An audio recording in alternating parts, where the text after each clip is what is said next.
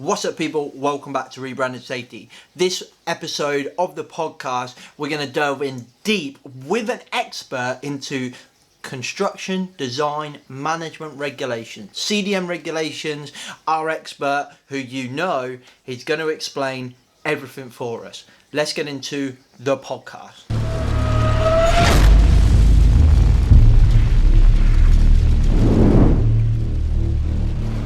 What's up, everybody? Welcome back to Rebranding Safety. Rebranding Safety does exactly what it says on the tin. We're here to challenge the perceptions of health and safety. We're here to challenge those practices of health and safety gone mad. We're here to provide you with simple, bite-sized, modern, and sometimes entertaining health and safety advice to help you save lives and save money. So in today's episode, we've got a regular. We've got Rachel Butler back on the podcast. She's in a undisclosed location providing us with a great background of something that her business is building. So without further ado, you don't need me to explain who Rachel is. You already know her if you've listened to the podcast. If you haven't, go and find our first podcast with Rachel. It's a great conversation. Essentially, Rachel is a big figure in the industry because she was the youngest female chartered member of IOSH. She now works for a major construction business. So, if you listen on the podcast, make sure to go and check out YouTube so you can see the amazing background of where Rachel is providing us with this conversation.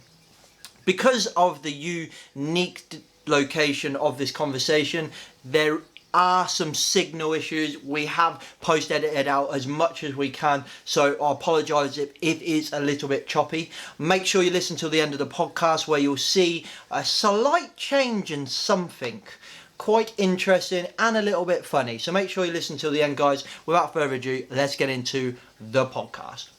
Rachel, welcome back to the podcast. Thank you for coming on. Thanks for having me. Always a pleasure.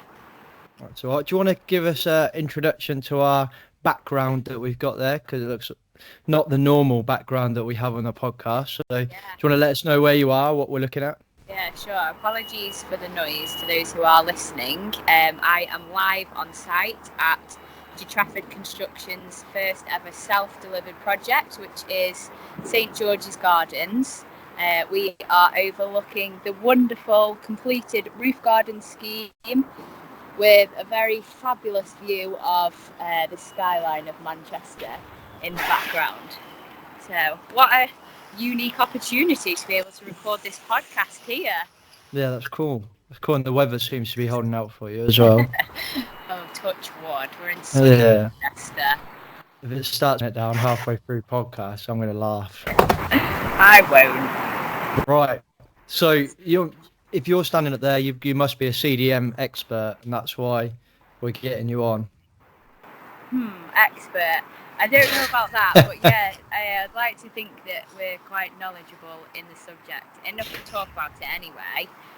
So just to give listeners a little bit of a background, De Trafford are but also now acting as principal contractor.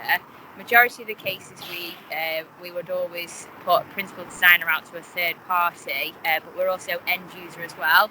So we get a full turnkey solution here of the whole CDM life cycle of a project. And obviously my background is predominantly construction and fit out. So again, acted both as principal designer and principal contractor. And I'd like to think that I've been throughout the whole change from CDM 2007 to where we are now, 2015. A lot of people are still referring to these as the new CDM regs. They're actually not that new anymore.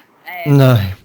People are still here trying to get their head around it, and I do think there is quite a lot of wool around the subject. So let's try and demystify it. So you touched on those titles or those duties, like principal designer, principal contractor. Do you want to run us through what they are in your opinion? Yeah, so in my opinion, the client, for example, these regs actually put more emphasis on the client.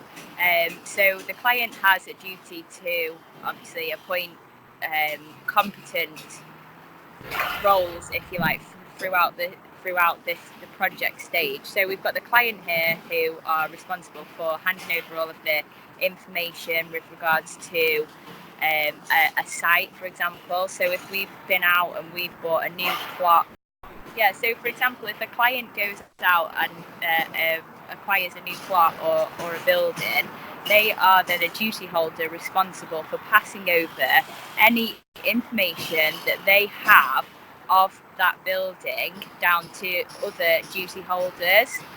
So everybody will go onto a principal contractor, for example.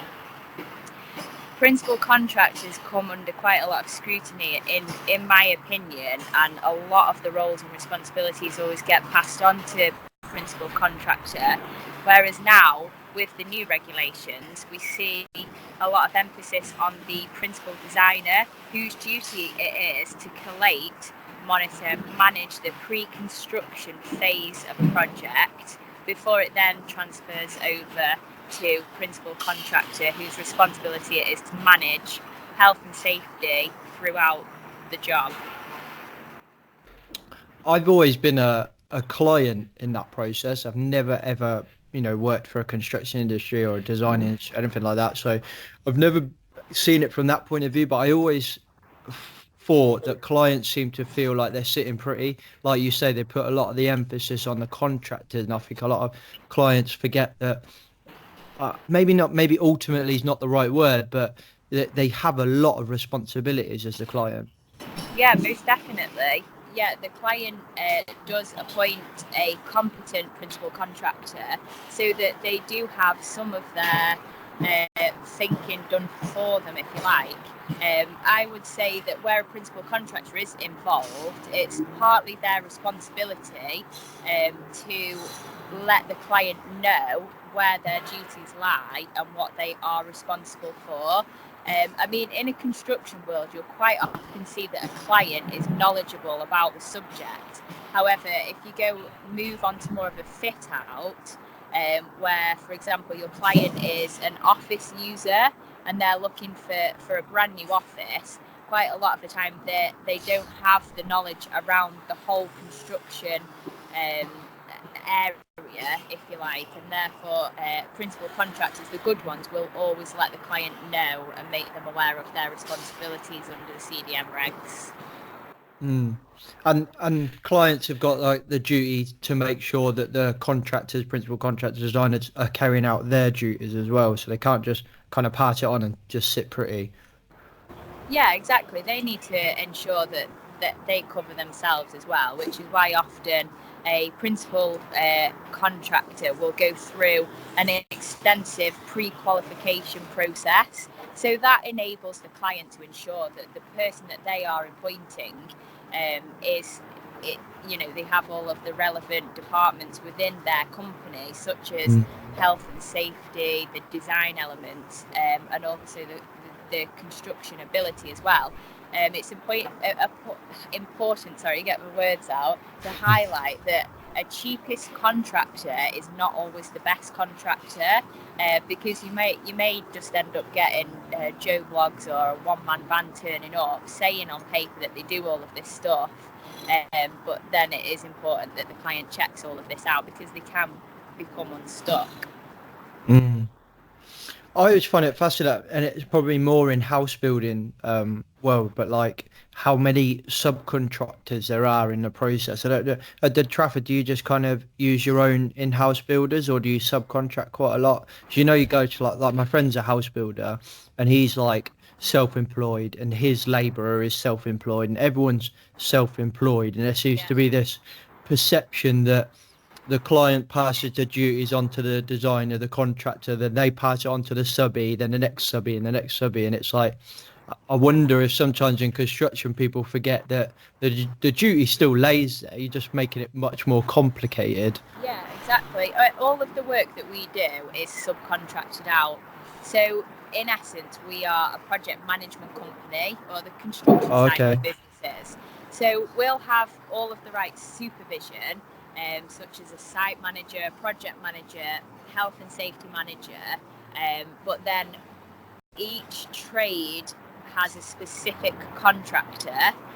So, for example, the concrete frame is done obviously by a concrete contractor, and our duty then as the principal contractor is to ensure that our contractor is competent, and that goes right the way up the chain then to the client, whose responsibility it is to ensure that the principal contractor is competent. So all in all, it's like a knock-on chain, like you say. Yeah. It must be, and I don't know if you've ever worked in house building, but it must be hard to track all of that stuff. Like the amount of subbies they have, like and self-employed builders, Yeah. and you just hear horror stories, don't you? But wait, from our point of view, where you think, really, you do that, like, Yeah. and you just think like, would it not be simpler for them to just employ all those people and deal with the HR side of things, which is what they're trying to avoid, the HR, the tax, and Yeah. the so-called obligation of so-called red tape and stuff like that. Given the current climate, it would be hard to ensure that everybody that you took on, for example, to complete a project would eventually stay in work, which is why I do think, to be honest, it is better from our opinion to subcontract packages out. Yeah. And then each Okay. trade has a specialism, and they're the expert, if you like, so you're kind of relying on them. But I'm just going to flip this because I actually quite like these CDM rigs, which is quite a sad thing to confess. But the biggest change for me is just going back to that client role, where there is a lot more emphasis on the client. But say, for example, a house builder, if it's a domestic build, that's where majority of these accidents were happening. So a lot of the larger projects, like this one that I'm on at the moment, it comes under an F10. The HSE are notified of the construction project. It's the small house building jobs that are the ones that are keeping our accident figures so high in Great Britain. The new CDM regs state that where there are 2 or more contractors appointed, there has to be a principal designer appointed in writing. So when there isn't a principal designer appointed in writing, the client resumes that responsibility themselves. So, for example, if you're doing a house renovation of a grand scale, obviously, and you've got a whole lineup of contractors, you need to know what the safety arrangements are for all of those people. And I do think that captures quite a lot of people. It doesn't catch them out necessarily, but it makes people, such as your client, start to think right from the onset of how they're actually going to look after the people that are working on their project. And I quite like that, to be honest, because, you know, it's the people on the ground that are not getting thought of. Whereas now, obviously, these regulations do touch everybody. So yeah, it's a positive in my opinion. There's a couple of things you said there I want to touch on, but let's start with like, so what is the scope of CDM? I remember going on some CDM training, and the guy was like adamant that it applies to everything from, you know, one guy in a van building a brick wall at the front of my house to you building a massive block of flats, for example. You know, is that correct? He, you know, I had to assume he was correct, and when I kind of looked into the regs afterwards and kind of went through, I can see where he's getting that from. But where does it stop? Because you know, they're quite descriptive and kind of like the welfare provisions, for example. You know, so it could easily, in my opinion, easily be misinterpreted by somebody such as a builder to think, oh, I've got to have a portaloo every time I build a brick wall or something like that. Yeah, which is, again, it needs to be reasonably practicable. Yeah. I'm sure you hear those words a lot. I live by that word, yeah. Yeah, so the CDM, Construction Design Management Regulations, cover everything that is a construction project. So thinking realistically about this, if one guy rocks up to build a brick wall, do we class that quite as construction? It's a domestic bit of work. And again, then we start touching on health and safety regs then where there are 5 or more operatives, if you like. But for example, if you've got a small office fit out, for example, if you've got a sparky, a joiner and a floor layer, that's 3 contractors already. And where 2 or more apply, you need to appoint a principal designer. But then you start getting into the realms of notifiable. So just to try not to boggle everybody's brains with this, basically, if you've got a construction project consisting of 2 or more contractors, class it as a construction project, rather than doing a full construction phase health and safety plan, which can quite often be onerous, 39, 40 pages long. The way that we've gone about it is to just do a smaller, cut down construction phase health and safety plan, just like a non-notifiable plan that covers you then throughout the whole of the CDM reg. So CDM states any construction project has to have a construction phase health and safety plan. You don't need to throw absolutely everything in there, ground surveys, overhead cables, etc. Just keep it short, keep it simple, and just demonstrate that you have thought about the health and safety and welfare of those few employers, and that covers you, and that's what you need to know, really. Yeah. Would you say, like, for the smaller project, obviously for a much bigger project, like you say, a construction phase plan could be 40 pages long, but for something small like that, it's essentially, I kind of interpret it as a glorified risk assessment. Really, it's that risk assessment throughout the construction process. Yeah, exactly. You're right. It's exactly the same principle, and that's all the HSE asks for, just a construction phase plan for construction project. So if you do your risk assessment, it's just basically writing it down. Yeah. So you've mentioned a few times there about like notifiable, non-notifiable. So what's notifiable and what's non-notifiable? What does that mean? So if your construction project exceeds the threshold to then become notifiable to the HSE, that is basically made up of 20 or more workers, 500 man hours or 30 or more working days. Catches you out is the or. So just check those out before deeming a project notifiable. Just check out the wording on the HSE website, because we've been quite close to the threshold before. If in doubt, would you F10 it? Yes. You can't have a construction project that does exceed the notifiable stage without then notifying the HSE, because that is no good. So what's F10 then? So the F10 is basically the form that is used on the online portal that notifies the HSE of the construction project. And within that F10, that is where you capture your duty holders. So you'd always put your client, your principal designer, and your principal contractor. Any details relevant to the project just gives you a little serial number, and then you can track it. And it's important to keep that showcased on your site somewhere. So what were you mentioned a few times about, the new CDM regs, or the brackets not so new regs. Not so new regs. So when they came in what was it, 2015, is that right, isn't it? Sorry, could you just say that again, James? Sorry. When they came in 2015, didn't they, the last review? Is that right? Yes. So what was kind of the biggest change there, and what were the struggles for like a company like yourselves, and obviously ongoing struggles, seeing as everyone says the new regs? Yeah, okay. Good question. The biggest change obviously saw the principal designer.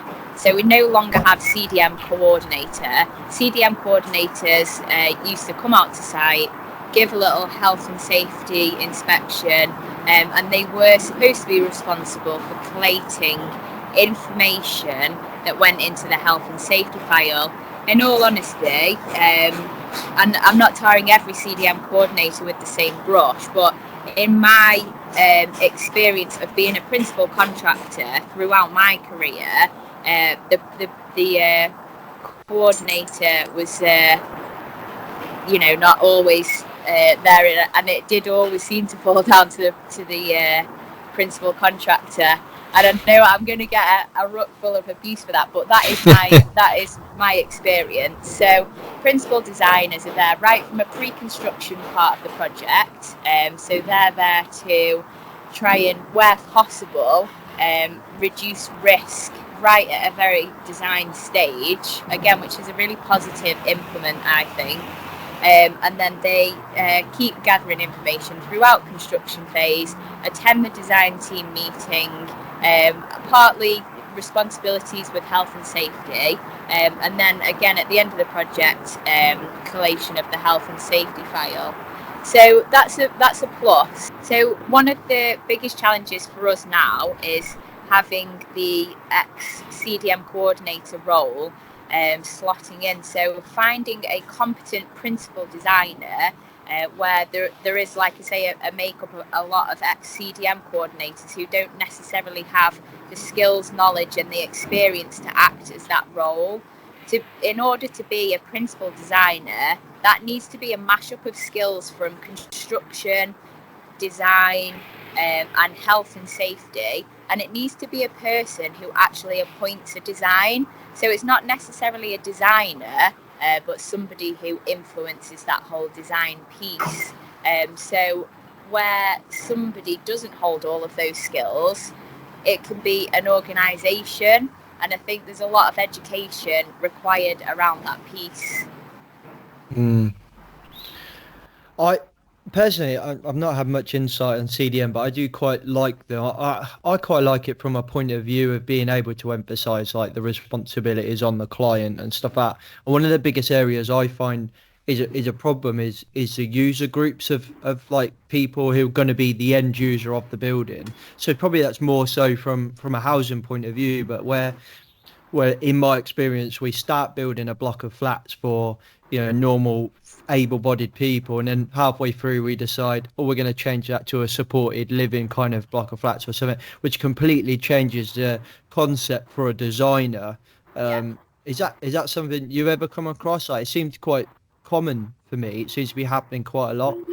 Yeah, completely. And again, I might get lynched for this again, but designers need to know that there needs to be a design freeze on projects, because if you go ahead and start changing things last minute, there's more than just the design to consider, which is, I'm sure, where you're coming from a health and safety point of view. Obviously, you need to go right the way back to everything, even to an end user, even so much as accessing light fittings, for example, and all of that needs to be considered right the way from that stage. So it's not just as simple as coming in and changing everything anymore.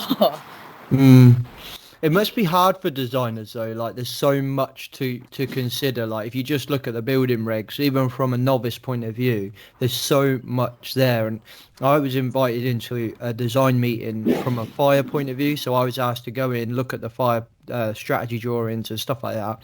And one of the first things we kind of spotted, that we've created this amazing Part M, so a wheelchair user flat on the second floor of a block of flats. And so, well, that's really nice, but how does that person get out in the event of a fire? Like, do we have a evacuation lift? No, we don't need the evacuation lift. The building's not over 30 meters or whatever it was. Okay.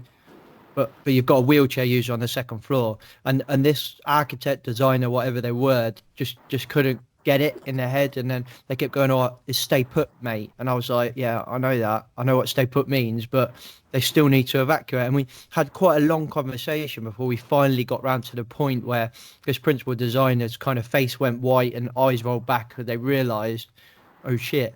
And to me that was very obvious, because I'd come in as a fresh eyes point of view, but was only focusing on one thing. It must be extremely hard for a designer to focus on everything, where construction is so dynamic, like it just changes all the time, doesn't it? It must be really hard from a designer point of view. Yeah, and this is exactly why it is so important to have these meetings throughout the mobilisation part of the project. So right even before the designs are accepted and frozen, there needs to be a mixture of people from within an organisation. So, like I say, construction expertise always for the logistics planning of it. Design, obviously, they've got a vision in their mind and they know how it wants to look.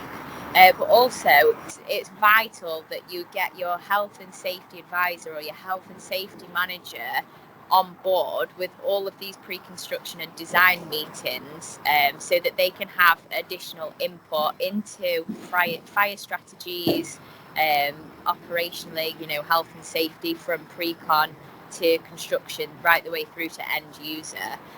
There are quite a lot of good design risk registers and design risk assessments available for use.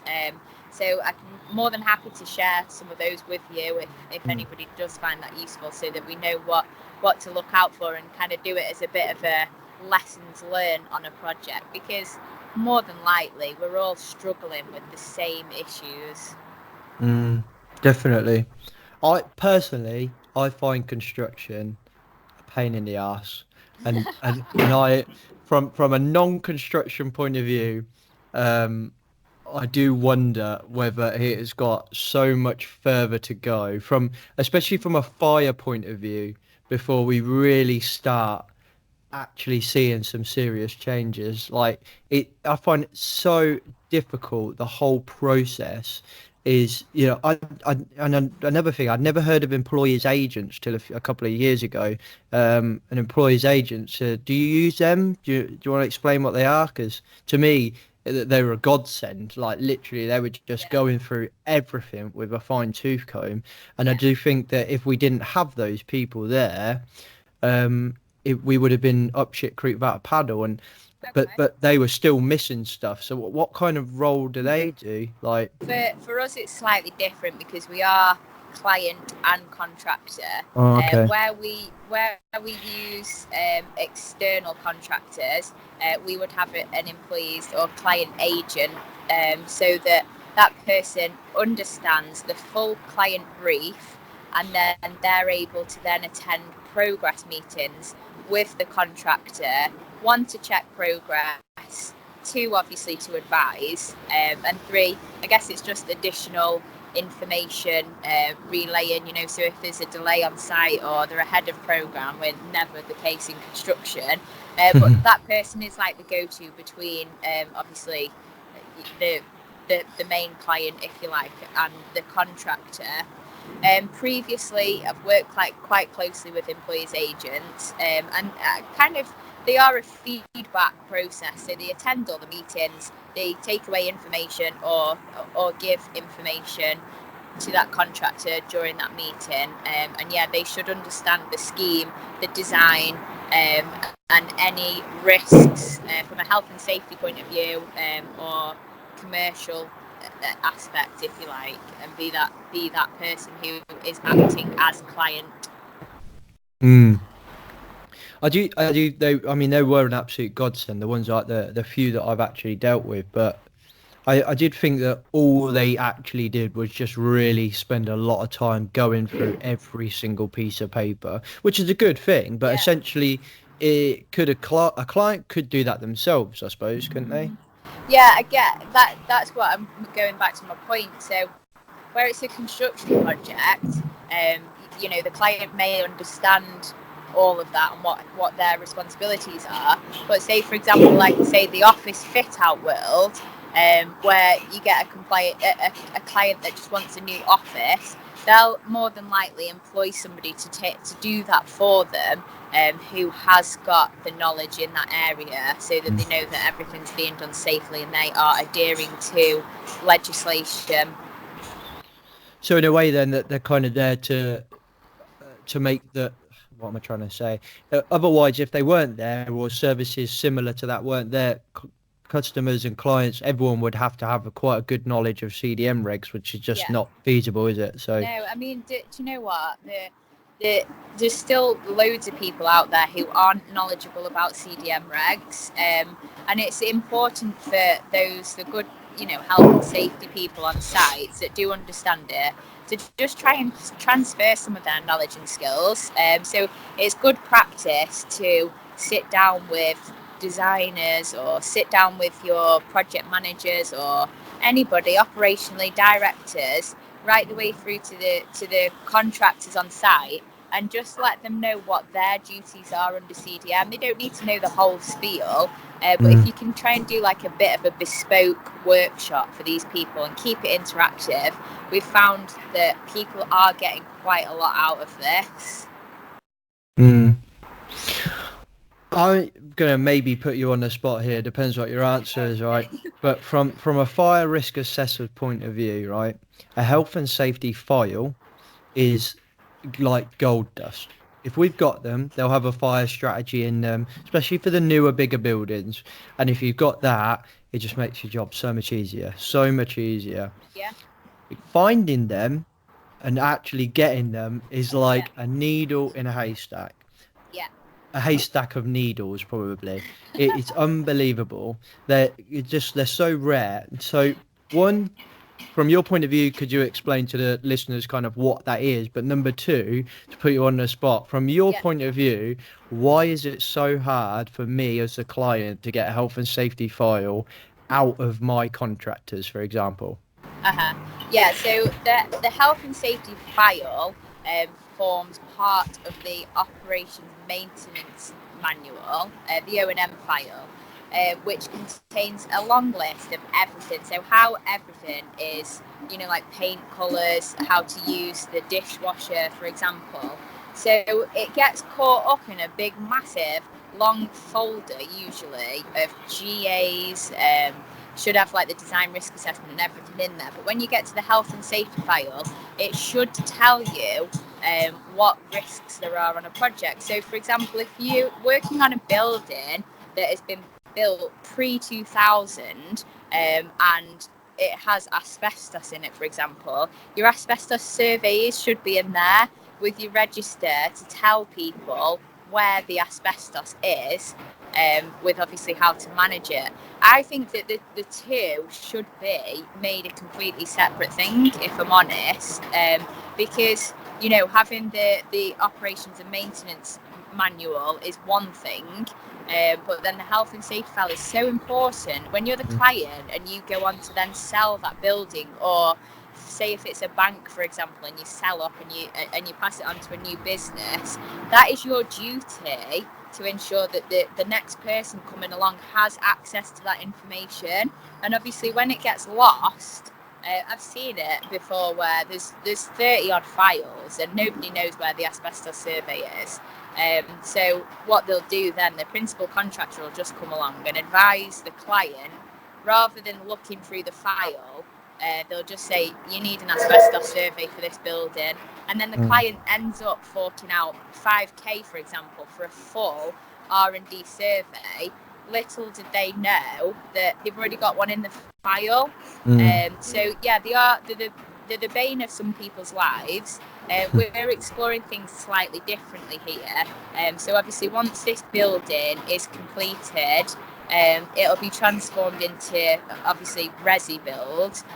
So we're going to have all home owners moving into this building. So we want to try and make that journey as easy and as successful as possible for them.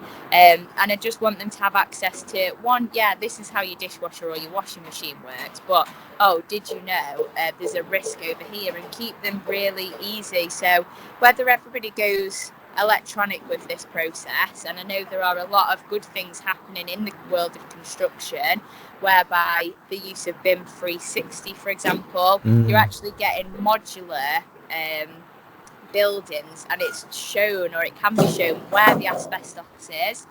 So for me, that is obviously the way that the world is going.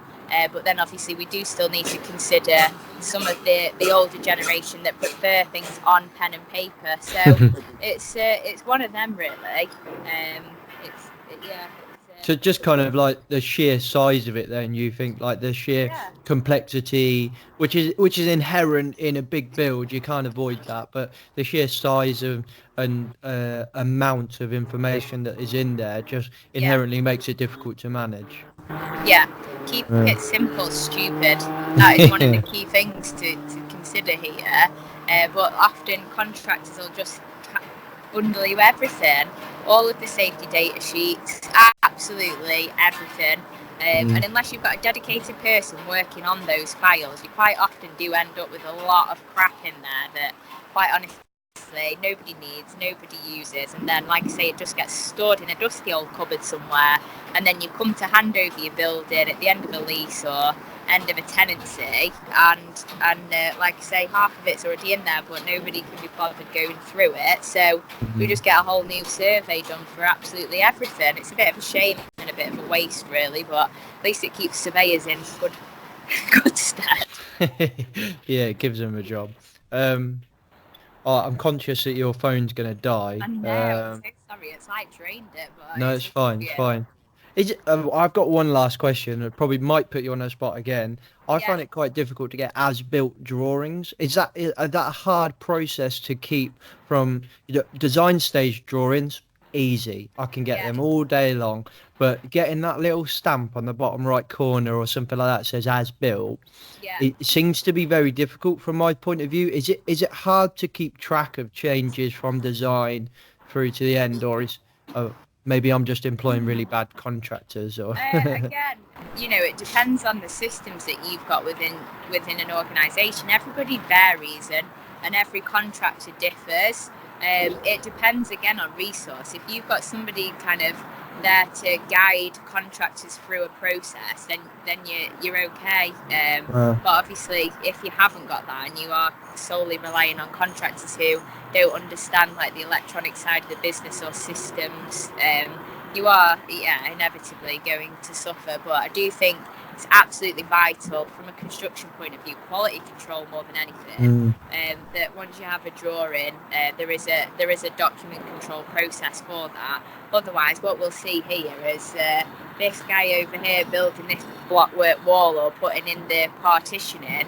If he's building it to 2 or 3 revs down the line, he's going to end up having to rip it all out if that's been revised. mm. Or if it's not right and they've discovered some asbestos, thinking from a health and safety point of view, and then that's moved, he's then got to drill stud work or whatever into a floor containing asbestos because he's not got the message.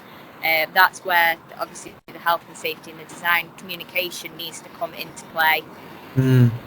Is that the kind of role of like a clerk of works? Is that the kind of thing a clerk of works would do? I hear quite a lot about, oh, we used to have this with a clerk of works. You never have that when we used to have clerk of works. Like, Clerk of Works. Oh, we've let's, got 2 Clerk of Works actually. Are we a bit old school?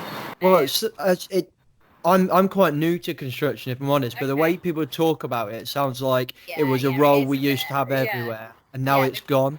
Quality control.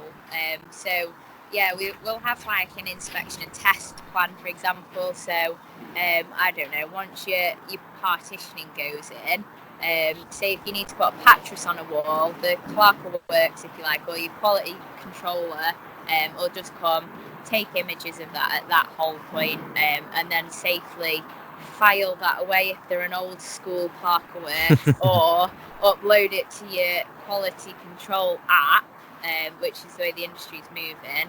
So then if you get to the fit out stage, the finishing trades will then come in. If there's any issues, for example, a shelf comes away from a wall, rather than having to rip out every single wall in every single apartment, you can just look at your inspection and test plan and see, oh yeah, there was a pattress installed, it's just a one-off. Mm. So that's that kind of thing, if you like. So yeah, they need to keep up to date with design changes, definitely, because if anything does change, obviously they're the first that need to know about it. Mm. And then just finally, then like I suppose we've kind of talked a lot about the design point of view and the physical build and stuff like that from a client point of view, but CDM actually also covers the builders and the staff doing the work as well, like from Yeah, a welfare and a health and safety point of view. There's quite in depth there, isn't it? yeah, completely. And it can be quite overwhelming for contractors particularly. So they obviously need to know what their side of the bargain is, and they need supporting with that. Most companies now, you'll see, do have their own, well, every company should have access to professional health and safety advice. For those smaller companies, often they'll be using like portals and stuff online. So again, I'd urge any health and safety managers of the client or principal contractor to just take the time to understand where that professional health and safety advice is coming from, if you like. And if it is just online and they haven't got a dedicated advisor, maybe just include them in some of the workshops, or just spend a little bit of time with them. I was at a thing the other day with the CITB, which was actually focusing on small businesses and where the risks are for those people. And hopefully coming soon to the industry, we might have a little bit of a go-to guide. So it's basically from starting up your own business from scratch. Say if you're a one-man band, expanding to 5 or 6 people, what you need to do for to ensure compliance to the CDM regs, but also other legal sides of it, and commercially as well. So everything from like CIS, insurance, and then making sure that you're covered on a health and safety side of things. Well, that'd be good to see. Yeah, really good. Yeah, I'll keep you in the loop about that, because it's that'd be quite revolutionary, I think, to smaller people. Because at the moment we're not seeing very many new people starting up businesses, and I do think it's partly to do with how suffocated they feel by health and safety, and the sheer daunting, the sheer worry of them doing something wrong, and how liable they then are under CDM regs. Okay, so well, this will be like third time lucky, I think. So obviously you're not wearing a hard hat and safety glasses and a big thick coat anymore, and you're not the top of a construction site. So that was because your battery ran out, but we appreciate you putting that effort in and trying and getting that amazing background. So thank you very much. No worries. We had a few technical difficulties, but we're back. And then round 2, you weren't very well, so I'm glad to hear you're feeling better. Thanks. And now round 3, nearly got kicked out of your meeting room. Now you're in a fire exit. It's always entertaining. Excuse the back door. Yeah. Well, the struggle is real. So if anybody's watching it on YouTube, that's why we have both got changed. We didn't just randomly go and get changed through the podcast. Although we were talking about CDM for that long that we've ended up like a year later, change your clothes, change your scenery. Yeah. But we're finally back to tell the tale. And I wonder if we would have the same conversation again, would we say the same things? That would be interesting. Okay, so the frustrating thing is we were like right at the end, and I kept thinking, oh, your battery's going to die. So I'd purposely bring it to an end. But my last kind of question to you was, if listeners can kind of take away one thing from your opinion to kind of focus on that would really kind of drastically improve their construction design management, compliance, or even just a general risk management of construction, in your opinion or your advice, what would that be? Yeah, so I was going to end by saying that basically in construction and under the CDM regs, we basically have one goal. Well, surely we have one goal across the whole of health and safety, and that is for everybody to go home safely. So if that means that we need to share lessons learned, for example, between competitors, we're slightly different. We don't have competitors here, but if the big tier 1 contractors shared what they knew went wrong on projects, say, for example, on a design phase, which then ended up turning into an accident with just another one of their competitors, then that story could then be turned into something positive through that lessons learned. So I just say to people to keep talking about it. And although it's never a nice thing to talk about what went wrong, it could actually make a difference to somebody else. So I would encourage that and say to people to just take one thing at least from this. How much of a challenge is that, though, with like there's so much competition in it, isn't there? And is competition even a thing? from that perspective, do you think is that why people are not communicating this stuff? Well, in our world, it shouldn't be, but unfortunately, we are still going to have that preconception of accidents, incidents, and stuff like that being a bad thing, and nobody wants to tell people about bad stuff that's happened, particularly in large-scale organisations. But sometimes it's going to be the only thing that makes us better and helps us improve, and gets people to understand, which is what it's all about, surely. Yeah, I think there's something to take away with that actually. Like if you look at like the air travel industry, like if there's any kind of incident in flight or anything like that, then that's communicated with everybody. It's visible for everybody to see. And I don't know firsthand, but I'm sure that's through some kind of open system, but I could be wrong. But yeah, like they're all learning together. So it doesn't matter whether it's Heathrow or New York Airport or whatever that they can see. Those guys do that, but that wouldn't happen in construction. Because obviously, if your name appeared for a negative reason, say in the press or HSE, obviously that can be really damaging for a company's reputation, which is why obviously people are not going to want to share stories like that publicly.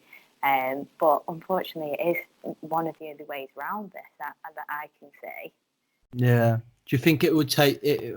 Like, yeah, it would probably be detriment to the brand in the initial maybe months or years even of doing it, but then eventually it won't be detrimental to the brand because hopefully it would have fixed any of the issues that we deal with. Well, you'd like to think so. Yeah. Do you think it'd take one contract company, maybe like the Trafford, for example, leading the way? Yeah, definitely. Let's say, no, this is what we did wrong, learn from our mistakes. Yeah. But yeah, no, I think it is actually all about that. I think so you don't want to go out speaking to other contractors, but at least if you've got multiple sites in construction, then it's about breaking down those barriers. So one project manager might have had something happen on his site, and always forever in construction, people have held on to things like that closely to the chest because they don't want their peers to know what's gone wrong on their site. But what we are actually trying to encourage at Trafford is people talking about those. So one project manager sitting down with another project manager and telling him about an incident that's happened on his site, just so that he's giving him the heads up so that doesn't happen on the next site.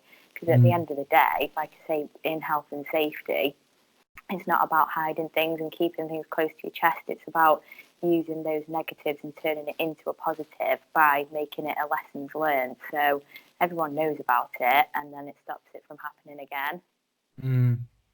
Yeah, I was thinking about kind of what I was when I originally posed the question when you were covered in PPE. What I was going to probably say was like communication. I found that communication within that kind of, especially the design stage, was really important. But then thinking about it in the time that we've had to come back to this, I think now, from my point of view, as primarily being the client in the process, is one thing that clients can do, and correct me if or I'd be interested to see what you think, but be real clear on who the end user is, like the purpose group of that build. I find in my experience, we quite quickly jump on one kind of purpose group, be it I can't remember the number, but like the normal person kind of, for lack of a better phrase, purpose group, and then halfway through we kind of change it to some maybe supported living or something like that. And we're like, well, hang on a minute, that's completely changed. The potential implications of that have completely changed to how we might design the building. So from a client point of view, I think the most important thing is be clear on the end user and be consistent with that. And then maybe the communication piece comes in. That if you want to change it, then that's fine, but be clear and communicate that out and be willing to absorb maybe the costs or whatever. But is that an issue with you? Like, do you ever come across that? Maybe it's not very big into Trafford, but like, do you ever experience clients kind of changing their mind halfway through? Yes, it is the story of what we do. Yeah, definitely. And it's all about getting the client and the client's design team, for example, to sit down right at an early stage of a project, do workshops with them. So this exact conversation that you and I are having, there's no reason why we can't bespoke this type of learning into a workshop for those clients and for those designers, and get them to then understand the complications on end users. And as soon as they understand it, then the thought process is there, and at least it might not change things overnight, but at least it's on the agenda. Mm-hmm. Yeah, for me, I think that's a huge thing, is that kind of changing of purpose groups halfway through just creates so much complications. Oh yeah, completely. You know, you start by building maybe a general needs block of flats, and then eventually you're flipping it to nearly a res care, and it's like, well, hang on a minute, this completely changes the game. No, I think everybody would agree that is a consistent struggle. Interesting. I can't really think of. I mean, to be honest, I could go on all day talking about construction and how many things. In the blip of time between these two videos, this is what we've been talking about, really, listeners. We've just had a really long conversation about CDM, and we're just giving you the greatest tips. That's it. I genuinely could. Like, the frustrating thing is we have these conversations, and I think with it being such a long gap between when we initially did this and then coming back, I've been thinking about it more. So I'm thinking, I always do it. I think, I should have said that. That would have been a great conversation. The catch now is I've actually got opportunity to put those questions across, but then it'll end up being a 4-hour podcast instead of just a one. We don't want to do that. Hey, we're all actually intrigued to know, just off topic, you had a holiday in between these recordings, did you not? Was it between these? Yes, it was. Yeah, it was that long ago. Yeah. No. It was when my battery died. We couldn't do it that again was before. We were on holiday. Yeah, so when on my honeymoon. I can't believe that was before my honeymoon. Congratulations. Thank you very much. Yeah, we got married a long time ago. We got married in January. But yeah, we went to Australia. Went on a cruise in Australia, which was amazing. Absolutely amazing. I would definitely recommend anyone to go. It's a completely different world. I don't think I would relocate out there. I don't think I would move out there. No. But I would definitely go on holiday again. It's not fast paced enough out there, is it? Do you know what? That is exactly it. That is, in a nutshell. I can't believe you said that. Like, in a nutshell, that is exactly it. We went to, I think they call it Grand Central Station, but in Sydney, obviously. Yeah. And it's like the St Pancras and King's Cross of Australia, Sydney. And we went there probably just after rush hour. It was dead. And everyone's just like, Sunday stroll. Like, chilling out. Yeah. Just And there's us complaining about how fast-paced everything is over here, but then we're complaining about how non-fast-paced it is out there. Exactly. I missed it. And actually, I find nothing more frustrating than being stuck behind a slow walker. I'm naturally quite a fast walker anyway. And that's why I love London. Like, I don't live in London, but when I go to London, I love it. Everyone walks so fast, and I'm like, yes, this is my kind of walk. You get to Australia and everyone's like, whoa, real slow. And it is a lovely pace. Like, I was talking to a friend of mine who's like a proper northerner, like, and he was quite like, oh, it sounds amazing. Because it's stereotypical that northerners are much more slower pace. Right, yeah. Stereotypical. It's not my opinion. Well, I don't know, it might be. But he was like the stereotypical northerner who was like, oh, it sounds amazing. And I was like, nah. When I got back we landed in London and got into the airport, and everyone just started running practically. It was just like the minute we landed, we're in England, we have to be fast paced. And I was like, welcome home. This is lovely. Yeah, I do. That is exactly it. It was much more chill, kind of slow pace. And that's not a negative. It sounds like I'm being negative, but that some people would love that kind of slow. But personally, I love to live life in sixth gear, which is probably a bad thing. So you must have been then, to say that. You must have been. Yeah, exactly. Same thing. We were thinking about relocating out there, but it's just not. It's just not. It's gorgeous to visit as a holiday. But yeah, I'd like to keep it as a holiday destination and stay fast paced too. Yeah, me too. I loved it, but yeah, I was also fascinated with like safety on the cruise ship. I was quite intrigued by that. It was, now you're getting too sad. I thought you were rebranding safety. I am trying to. I was wearing the cap backwards while I was thinking about it, so it's all right. But no, I did think it was fascinating, and it reminded me. We had a guy that works in a kind of maritime industry on the podcast, and reminded me about what he was saying and stuff. And I just thought, wow, what a complex industry that must be to kind of work in. Like, for example, they've got detections everywhere for fire safety, but they've got no alarms. And when they first said, oh, there won't be an alarm that go off, I was like, what? But you imagine if an alarm went off and everyone panicked on a ship, you got nowhere to go on a cruise ship. So it made sense, and I just thought, wow, that's interesting. But yeah, I can't believe that was in between this time. Yes, it was. Jesus, that was a long time ago. Yeah, it was. It was a long while ago. The build has changed quite a bit since then as well. We topped out last Friday, actually. So, thank you very much, Rachel, for coming back on. I'm glad you're feeling better. Thanks for your patience. No, it's fine. We got there in the end, didn't we? Thank you for putting so much effort in to get up to the top or second to top floor of that building. Was it quite tall? I remember you saying it was a tall building. 11 stories. Yeah. And what story were you on?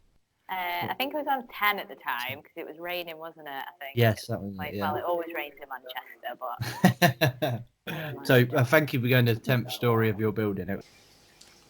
Okay, guys, I hope you found that useful. As you spotted, the technical difficulties got the better of us and Rachel's phone battery cut off. So unfortunately, we had to re-record the end of the podcast. Well, not re-record, we never got a chance to record it, but record the podcast at a later date, the end of the podcast at a later date. So I hope you found that useful. Rachel's really kind of delved in deep to the CDM regulations. I think we might do some more around CDM. There is a lot to discuss there, or at least some more around construction with Rachel as well. There's so much to discuss, and it is a big part of a lot of people's business, whether it's just a one-off project or it's something we deal with every day. So I think there's some value in us kind of going in depth with each kind of subject of CDM and construction and the process and risk of construction. So keep posted if you enjoyed this. If you listen on YouTube or watching on YouTube, don't forget to hit subscribe and the bell so you never miss another episode. If you listen on any of the podcast platforms, please hit subscribe or like or follow or favourite or whatever it is on the app that you use. If you are listening on iTunes, don't forget to give us a rate and review. We would love if you could do that. It just helps us get out to other people, helps us help other people like you. So, talking to helping other people. Also, we would love it if you could share this podcast. Please share it. Let everybody know that it's the best health and safety podcast out there. I'm not looking at the camera. I've just realised. Apologies for you guys on YouTube. I was looking at the podcast stuff over here. Anyway, that'll do for this episode. I'll catch you next week. Safe.